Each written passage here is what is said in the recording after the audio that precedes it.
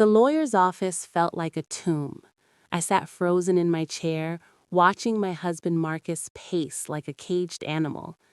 His mother Eleanor had died just 3 days ago, and the grief hadn't even settled before we were called in for the will reading. Marcus kept checking his watch, already planning what he'd do with his inheritance. He'd been talking about it for months, selling the family mansion, finally buying that yacht he'd always wanted. Attorney Gerald Morrison cleared his throat and opened the blue folder. My stomach twisted with anxiety, though I didn't know why. I was just here for moral support. Marcus was the heir. That's how these things worked.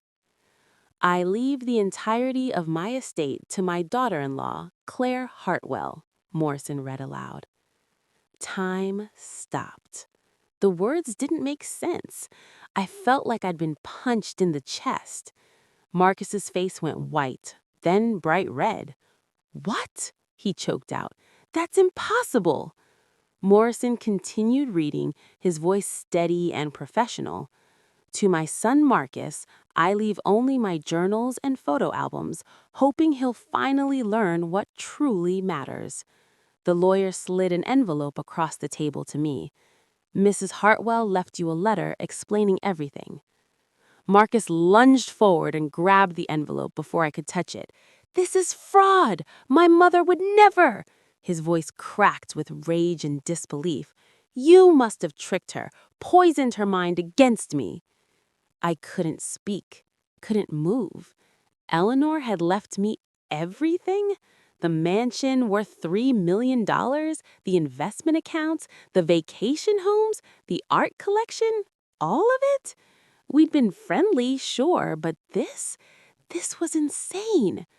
"Mr. Hartwell, I assure you the will is valid," Morrison said firmly. "Your mother was examined by 3 separate doctors in the months before her death. She was completely mentally competent, and she was very, very clear about her wishes." Marcus ripped open the envelope and read the letter, his hands shaking with fury. I watched his face change from shock to hurt to pure hatred. When he finished, he crumpled the paper and threw it at me. "You calculated bitch," he hissed. "You planned this. All those visits, those conversations, playing the perfect daughter-in-law. You stole my inheritance." "Marcus, I had no idea," I started, but he was already storming toward the door. "Don't," he shouted, spitting back to face me. "Don't pretend you're innocent. But this isn't over, Claire. I'll fight this. I'll prove she was manipulated, and when I'm done, you won't get a single penny." He slammed the door so hard the walls shook. I sat in the empty office, trembling, and picked up the crumpled letter. Eleanor's elegant handwriting blurred through my tears as I read. "Claire, you showed me kindness when you had nothing to gain. You have integrity my son has lost. Use this gift wisely, and forgive me for the storm that's coming." That night, Marcus didn't come home. I sat alone in our house, Eleanor's letters smoothed out on the kitchen table, reading it over and over. She'd written about watching me for years, how I'd helped struggling students' families, how I'd visited her every Wednesday when Marcus was too busy, how I'd defended her at a family dinner when Marcus had dismissed her opinions as old-fashioned. "My son has become someone I don't recognize," she wrote. "He values money over people, status over kindness.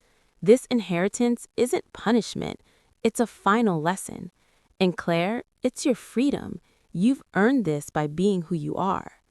My phone buzzed with a text from Marcus. "My lawyer will contact you tomorrow. Hope the money was worth destroying our marriage." I wanted to scream. I hadn't asked for any of this.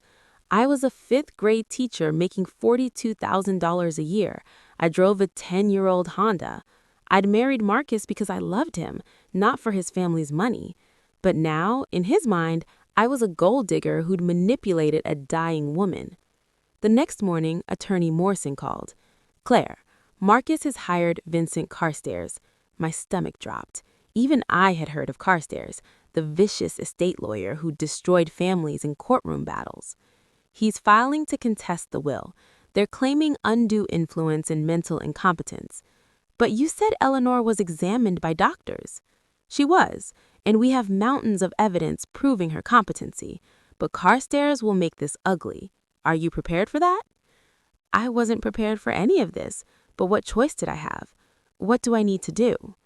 Morrison laid it out. We'd need to prove Eleanor's mental state, document my relationship with her, and prepare for Marcus to paint me as a manipulative villain. There's something else, Morrison added carefully. Eleanor kept detailed journals. She documented everything, her observations of you, of Marcus, of her reasoning. They could help our case, but they contained some harsh truths about your husband.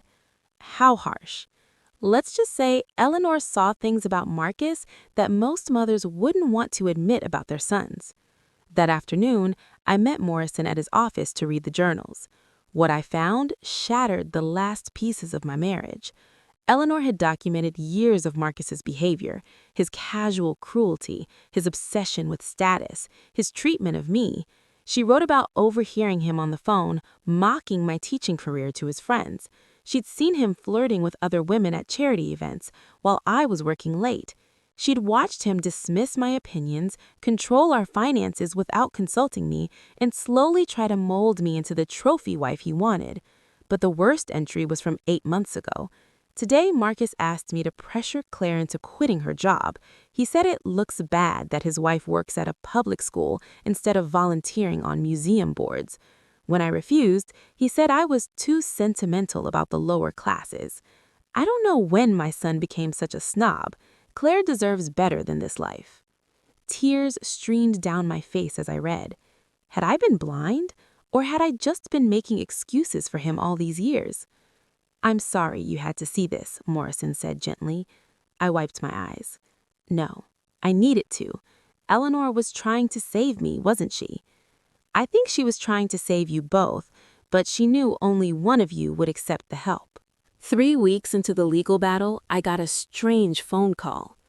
Mrs. Hartwell, this is Patricia Chen. I'm a notary public, and I think you need to know something about your husband. My heart started racing. What is it? He came to my office yesterday with documents, additions to Eleanor Hartwell's will that supposedly left everything to him. He wanted me to notarize them as if they'd been found with her papers. Patricia's voice shook. Mrs. Hartwell, I knew Eleanor. That wasn't her signature. It was a forgery. I nearly dropped the phone. What did you do? I refused to notarize them, but I'm afraid he'll just find someone less scrupulous. I had to warn you. I immediately called Morrison, who brought in a former FBI investigator named Robert Torres. This is serious, Torres said, sitting in my living room that evening. If Marcus is forging testamentary documents, that's not just a civil matter. It's criminal fraud. We need to act fast. Over the next 48 hours, Torres uncovered Marcus's entire plot. He'd hired a document forger in Newark, someone known for creating lost wills and codicils. He'd stolen samples of Eleanor's handwriting from old birthday cards. He'd even bought vintage paper stock from the same company Eleanor had used for her personal correspondence. Your husband has been planning this for weeks, Torres reported. He spent over $20,000 on this scheme. He's desperate. Morrison filed an emergency motion with the court, and Judge Catherine Reynolds ordered Marcus to produce any documents related to Eleanor's estate. The hearing was scheduled for the following Monday. That Sunday night, Marcus called me. His voice was cold, controlled. You're making a huge mistake, Claire. Accusing me of forgery? Really? Patricia Chen called me, Marcus. I know what you tried to do. Patricia Chen is a liar who wants attention. Those documents are real. I found them in my mother's desk. Then why did you need her signature notarized if they were already legitimate? Silence. Then, you've destroyed everything, Claire. Our marriage, my relationship with my mother's memory, my reputation. I hope you're happy with your stolen money. I didn't steal anything. Your mother made her choice. My mother was manipulated by a scheming teacher who pretended to care about her, but I'll prove it, and when I do, you'll wish you'd never met our family. The line went dead. I sat there shaking, realizing that the man I'd married had become someone I didn't recognize. Or maybe, and this thought chilled me, maybe I'd never really known him at all. The next morning, Morrison called with news that changed everything. "Claire, you need to sit down for this. We've found something in Eleanor's files that explains a lot more than just the will." "What is it?" "Evidence that Marcus has been embezzling from his father's investment firm. Eleanor discovered it months before she died. That's the real reason she changed her will." The documents spread across Morrison's conference table told a devastating story. Marcus had been stealing from Hartwell and Associates for over 3 years, siphoning money from client accounts through elaborate shell companies and falsified transactions. The total was staggering, $473,000. How did Eleanor find out? I asked, my voice barely a whisper. Morrison handed me a letter dated 7 months before Eleanor's death. It was addressed to Marcus, in her handwriting. "My dear son, I know what you've been doing at the firm. I've seen the irregularities in the accounts. I'm giving you 30 days to make this right. Confess to the partners, return the money, and accept the consequences. If you don't, I'll have no choice but to report you myself. I love you, but I won't enable theft. Your father built that firm on integrity. You're destroying his legacy." Did he make it right? I already knew the answer. Not only did he refuse, but Eleanor's journals show he tried to gaslight her, told her she was confused, that her age was catching up with her. That's when she went for the psychiatric evaluations, to prove to herself she wasn't losing her mind. When the doctors confirmed she was sharp as ever, she made her decision about the will. I felt sick. The man I'd married wasn't just entitled and cold, he was a criminal. Does anyone else know about this? The current partners at the firm don't know yet. Eleanor kept it quiet, hoping Marcus would come clean. But we need to decide what to do with this information. It could end his career, possibly send him to prison. "He's forging documents to steal an inheritance," I said, anger finally cutting through my shock. "He's already crossed that line. If we don't report the embezzlement, other people could get hurt." Morrison nodded grimly. "I agree, but I wanted you to understand the consequences. This will become public. It will be ugly." That night, I couldn't sleep. I kept thinking about the Marcus I'd met 9 years ago. Charming, confident, ambitious. We'd met at a charity fundraiser where I'd been volunteering.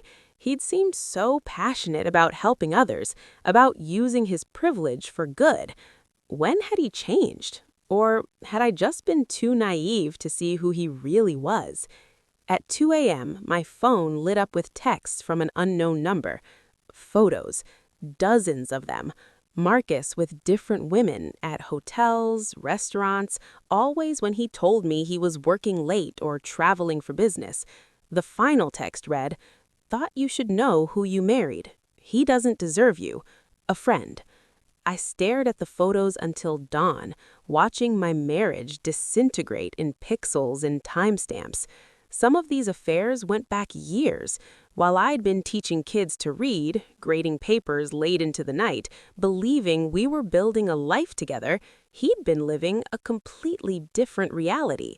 When Morrison arrived at my house that morning for our meeting, he took one look at my face and knew something had changed. "What happened?" I showed him the photos. His expression darkened. "Do you know who sent these?" "No, but they're real. I recognize the restaurants, the hotels. This one is from the night of our 6th anniversary. He told me he had an emergency client meeting." Morrison studied the photos carefully.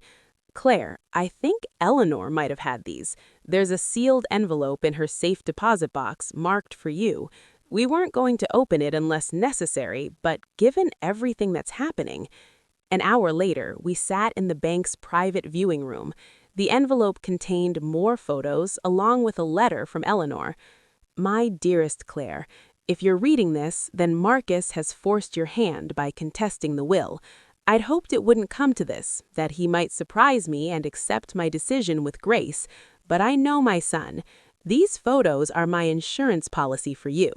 I hired a private investigator 6 months ago, not to hurt Marcus, but to protect you. You deserve to know the truth about your marriage. You deserve to be free. Use these however you need to.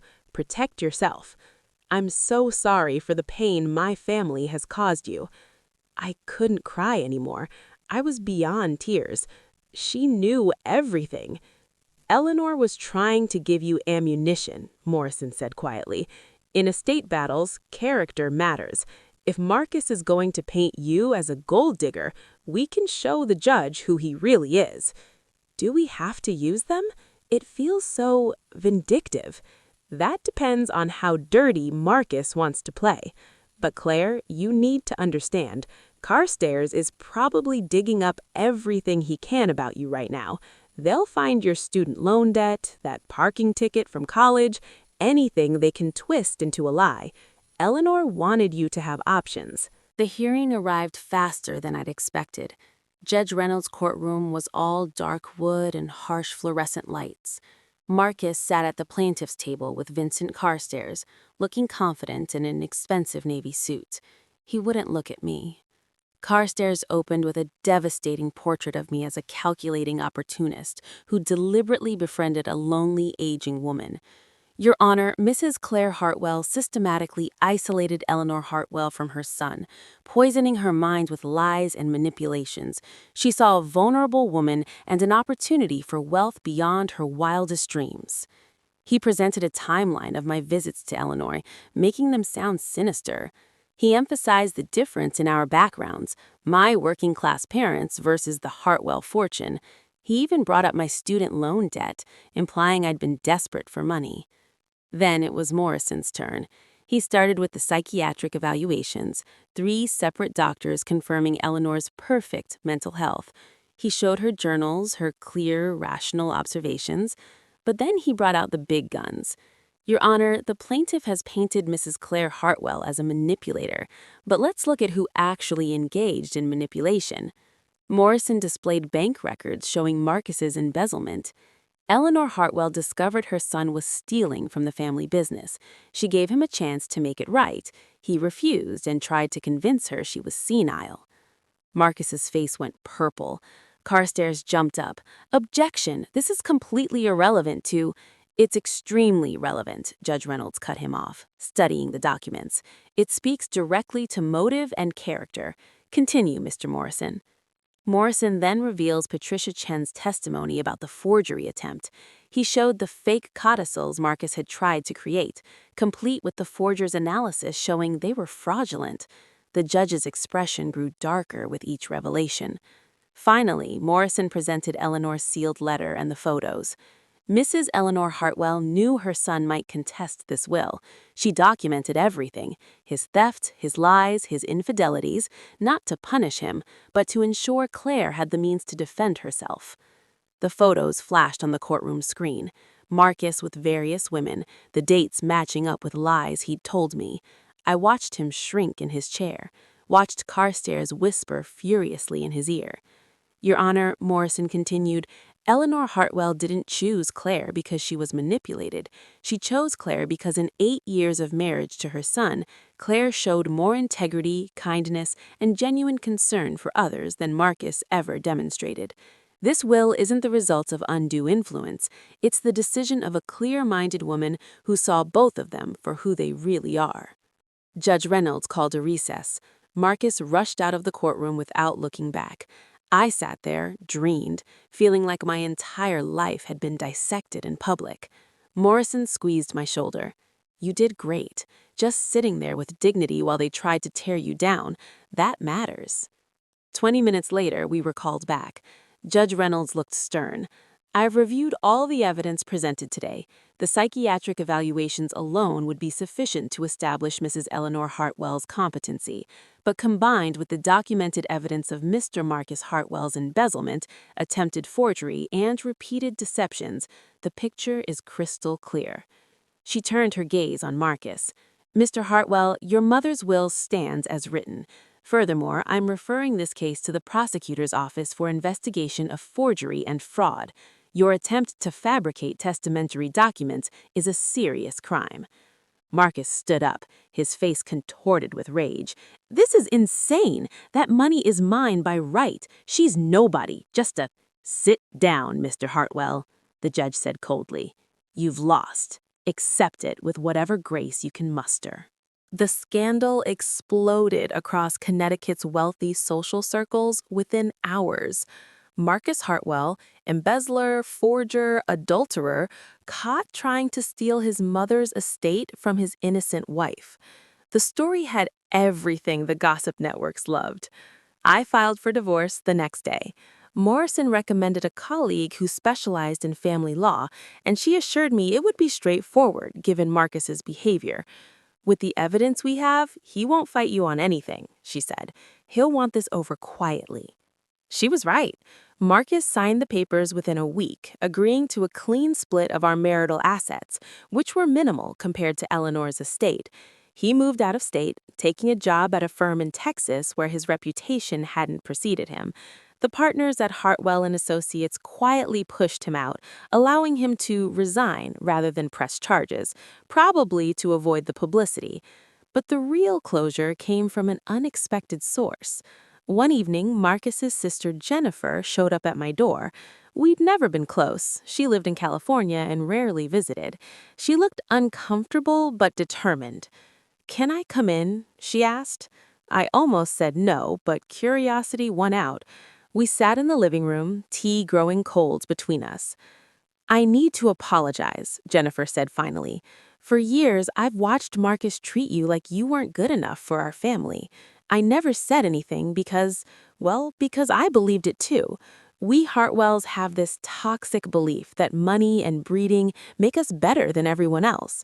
Mom spent her whole life trying to teach us differently, but Dad's influence was stronger."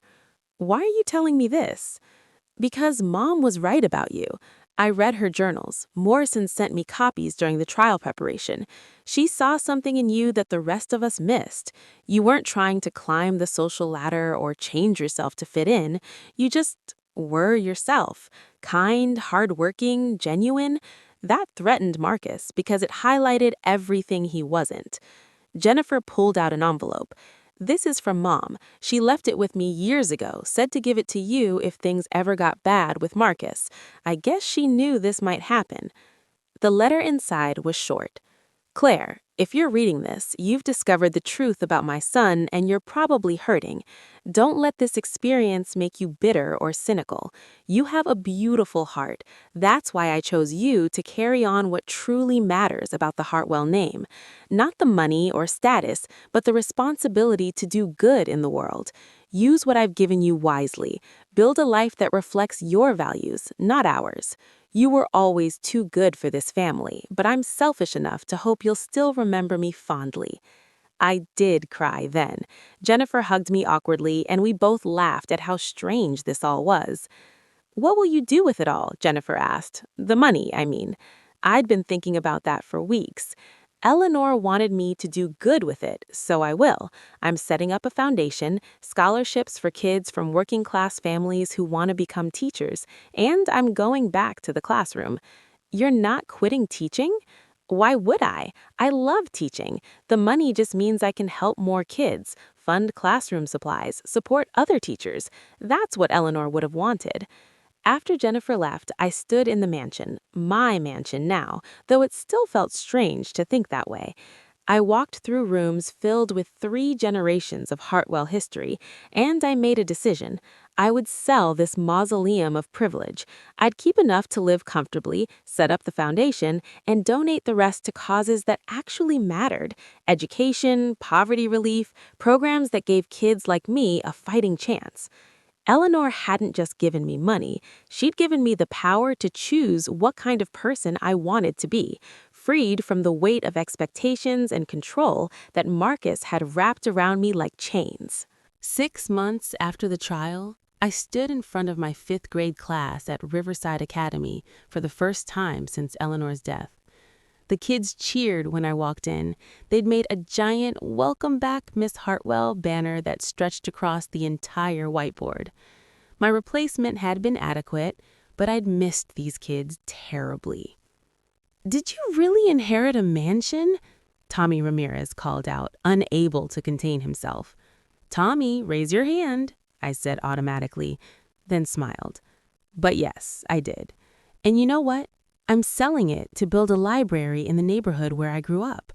Mansions are overrated. Good books and good people, that's what matters.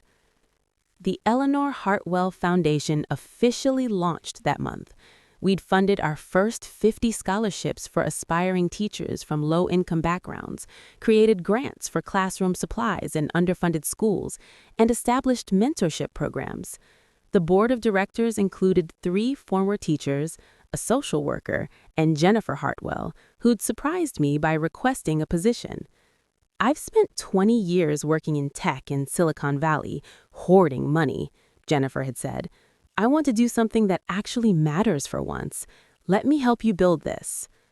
My divorce was finalized quietly. Marcus sent me one letter, delivered through his lawyer. "You won. Congratulations. I hope the money brings you more happiness than it brought our family. You've turned my mother against me, destroyed my career, and taken everything that should have been mine. But I guess that was always your plan, wasn't it? People like you always resent people like us.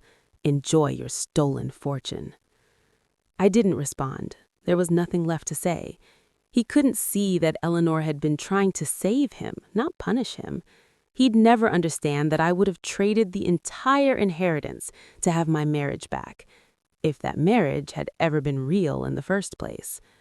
But life had other plans. On a rainy Tuesday in October, a man walked into my classroom during lunch break. He was maybe 40, with kind eyes and an uncertain smile. "Miss Hartwell, I'm David Chen, Patricia's husband.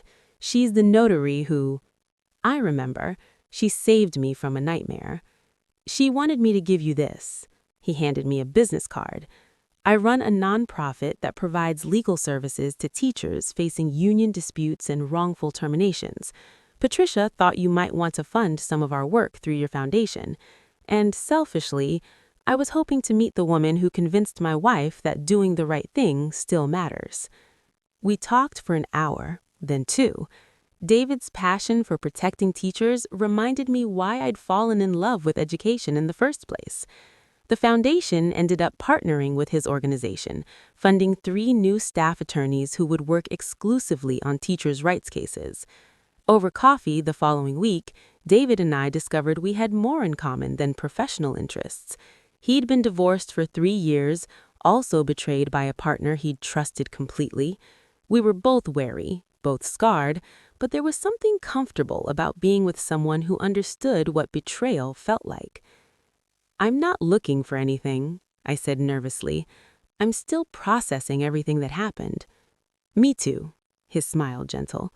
"But maybe we could process it together, as friends who occasionally get coffee and talk about things that matter." 1 year after Eleanor's death, Morrison called me to his office. "There's one more letter," he said. "Eleanor instructed me to give it to you exactly 1 year after the will was read. She was very specific about the timing." The envelope was thick, the paper expensive. Eleanor's handwriting covered several pages. "My dearest Claire, if you're reading this, you've survived the worst year of your life. You fought Marcus in court, discovered truths about your marriage that broke your heart, and had to rebuild your entire sense of self. I'm sorry I put you through this, but I'm not sorry for choosing you. By now, you've probably started the foundation. Jennifer tells me you've involved her. That was my hope. She needed purpose as much as Marcus needed consequences. You're healing my fractured family in ways I never could. I want to tell you a story I never shared while I was alive. 50 years ago, I was you. I was a young woman from a modest family who married into the Hartwell dynasty. Richard's parents treated me like an interloper, someone not quite good enough for their son. I spent decades trying to prove my worth, to fit into a world that would never fully accept me. But here's what I learned too late. I was trying to join the wrong world.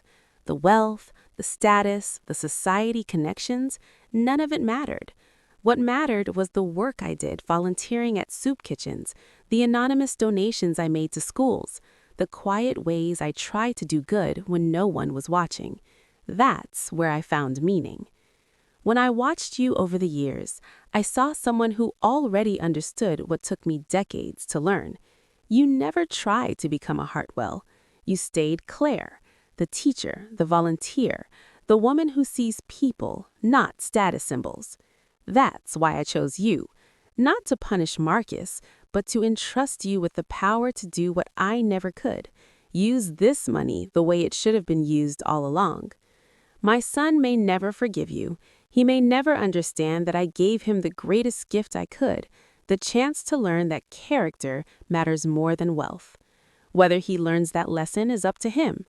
But you, my dear, you already know. Build something beautiful with what I've given you. Live fully. Love again when you're ready. You deserve a partner who sees your worth, not someone who tries to diminish it. And please, remember me not as the woman who died and caused you pain, but as someone who saw who you really are and wanted to give you wings. With all my love and faith in you, Eleanor. I cried in Morrison's office, grieving again for the woman who'd understood me better than I'd known. Morrison handed me tissues and waited patiently. She really did love you like a daughter, he said quietly. I wish I'd known. I wish I'd told her how much our Wednesdays meant to me, how much I valued her wisdom. She knew Claire. That's why she did all of this. I folded the letter carefully and put it in my purse with the others. Eleanor's words had become my compass, guiding me through the hardest year of my life. Now they would guide me forward into whatever came next. The 2-year anniversary of Eleanor's death brought unexpected visitors. Marcus stood at my door, looking years older than when I'd seen him in court. He was thinner, grayer, with lines around his eyes that hadn't been there before. I don't expect you to let me in, he said. I needed to see you. I should have closed the door, but something in his face made me step aside. We sat in my small apartment. I'd sold the mansion and bought a modest 2-bedroom near the school, and an awkward silence stretched between us. I'm in therapy, Marcus said finally. Have been for 18 months. My therapist says I need to make amends, take responsibility for what I did. He laughed bitterly. Took me a year to stop arguing with her about whether I actually did anything wrong. Why are you here, Marcus? Because you deserved better than me. You always did. Mom saw it, tried to show me, but I was too proud and stupid to listen. He looked at his hands. I've been trying to understand when I became the person who would forge documents and steal from his own company. The person who cheated on his wife and convinced himself he was entitled to do it. Did you figure it out? Partly.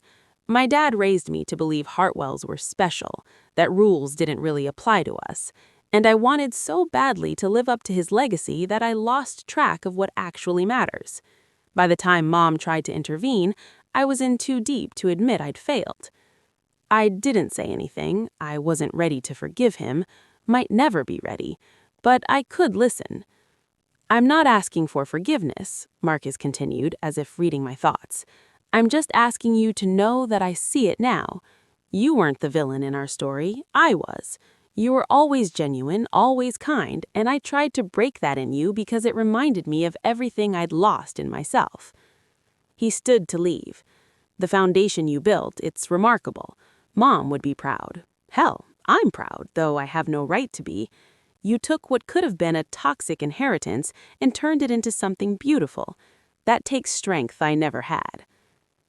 After he left, I sat for a long time, processing. His apology didn't erase the pain or betrayal, didn't undo the damage, but it was something, a small step toward understanding, maybe even eventual peace. David called that evening. We'd been dating for 6 months, taking things slow, both of us cautious about trusting again. How are you? He asked, hearing something in my voice. Marcus came by. Do I need to come over? No, actually, I think I'm okay. It's strange, seeing him broken and honest somehow made me realize I've already moved past it. What he did, who he was, it doesn't define me anymore. That's growth. That's healing. 5 years after Eleanor's death, I stood in the newly opened Eleanor Hartwell Community Center in my old neighborhood. The building was bright and modern, filled with after-school programs, tutoring services, job training workshops, and free legal clinics. The foundation had grown beyond anything I'd imagined. We'd funded scholarships for over 500 students, supported 300 teachers through crisis situations, and built 2 more community centers in underserved areas. Jennifer stood beside me, beaming. She'd become the foundation's executive director, throwing herself into the work with the same intensity she'd once applied to Silicon Valley startups. "Your teacher from 3rd grade is here," she whispered. "Mrs. Rodriguez. She's crying." Mrs. Rodriguez had been the first person to tell me I was smart, that I could go to college, that teaching was a noble calling. Seeing her in the crowd, now retired but still fiery, made my eyes sting with tears. The ceremony was simple. We unveiled a plaque with Eleanor's photograph and her words, "True wealth is measured not by what we keep, but by what we give and who we become." Afterward, as I mingled with the crowd, teachers, students, families, community leaders, I felt Eleanor's presence somehow. She would have loved this. Not the recognition or the plaques, but the noise of children playing, the adults signing up for GED classes, the teenagers learning job skills that would change their lives. David found me on the roof garden, where I'd escaped for a moment of quiet. We'd gotten married 6 months ago in a small ceremony with just close friends and family. No mansion, no society event, just 2 people who'd found each other after surviving their own disasters. "Your phone's been buzzing," he said, handing it to me. "Looks important." It was a message from Marcus. "Saw the news about the community center. Mom would be proud. I'm proud. Thank you for becoming who you were meant to be, even though I tried to stop you. That's forgiveness I don't deserve but appreciate more than you know." I showed David, who read it and squeezed my hand. "How do you feel?" "Free," I said, surprising myself. For the first time in years, completely free. Below us, the community center buzzed with life and possibility. Eleanor's inheritance had become exactly what she'd intended, not a burden or a prize, but a tool for creating change.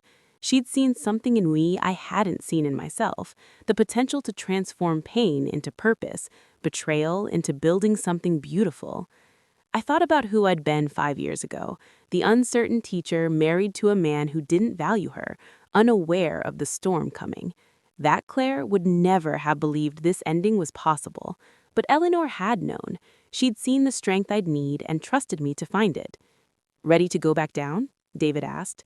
I took one last look at the sunset, painting the sky gold and orange over the neighborhood where I'd grown up. "Yeah," I said. "Let's go build something else." Because that's what we did now. We built scholarships, programs, community spaces, futures. We built lives worth living and a legacy worth leaving, not because we inherited money, but because we chose to use it wisely. Eleanor had given me more than wealth. She'd given me purpose, freedom, and the most valuable inheritance of all, the chance to become my best self. And I had. We all had. Even Marcus, in his own broken way, was trying to rebuild himself into someone better. The sun dipped below the horizon, and the city lights began to twinkle like stars scattered across the urban landscape. Inside the community center, I could hear laughter and music, the sound of people gathering, connecting, growing. This was Eleanor's true legacy, not the mansion or the money, but the ripple effect of one woman's courage to make an unconventional choice. As we walked back down to join the celebration, I touched the locket around my neck, Eleanor's locket, which Morrison had given me on that first terrible day. Inside was a photo of her smiling, and beneath it a tiny inscription I'd only recently discovered: "Trust your heart." I had trusted it. Through betrayal and courtroom battles, through discovering painful truths and learning to forgive, through building something meaningful from the ashes of my old life. Eleanor had known I would. The community center doors opened, releasing a burst of warmth and sound into the evening air. Children ran past us, laughing. A group of new teachers clustered near the coffee station, discussing their first year in the classroom with the kind of passion I remembered from my own early days. Mrs. Rodriguez was holding court near the reading nook, telling anyone who would listen about her Claire and how she'd always known I'd do something special. "You know what the best part is?" David said, his arm around my waist. "Your arm in trying to destroy you accidentally set you free. Eleanor knew that would happen. She was a strategic genius." He was right.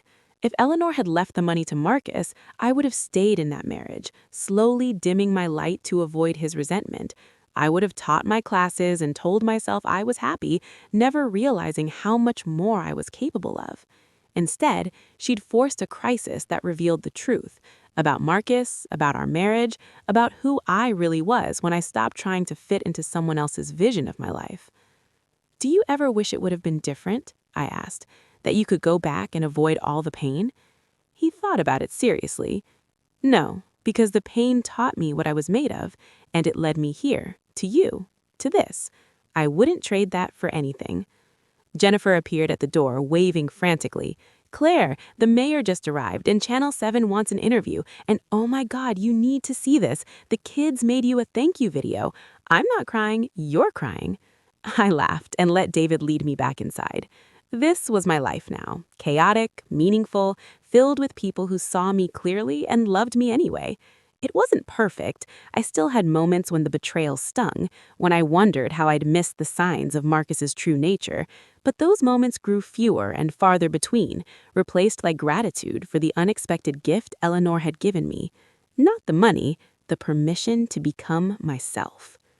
That night, after the celebration ended and the last guests had gone home, I sat alone in the quiet community center. I pulled out my phone and opened the folder where I kept all of Eleanor's letters. I reread them slowly, hearing her voice in every word, feeling her love and faith wrapping around me like a warm blanket. Then, I opened a new document and began to write my own letter to the next person who would need it, whoever that might be. Because Eleanor had taught me something crucial. We all have the power to change someone's life, to see potential in them they can't see in themselves, to give them not just resources, but belief. "Dear friend," I wrote, "if you're reading this, then you're standing where I once stood, uncertain, maybe scared, possibly betrayed, but on the edge of something transformative. Let me tell you what I learned." The words flowed easily, born from 5 years of growth and struggle and triumph. When I finished, I saved the document and smiled. Someday, somehow, these words would find the person who needed them, just as Eleanor's words had found me. Outside the window, the neighborhood where I'd grown up spread out before me, transformed now, like I'd been transformed. The community center's lights glowed warm against the darkness. Thanks for watching. Drop a comment and tell me where you're watching from. Don't forget to like and subscribe for more stories.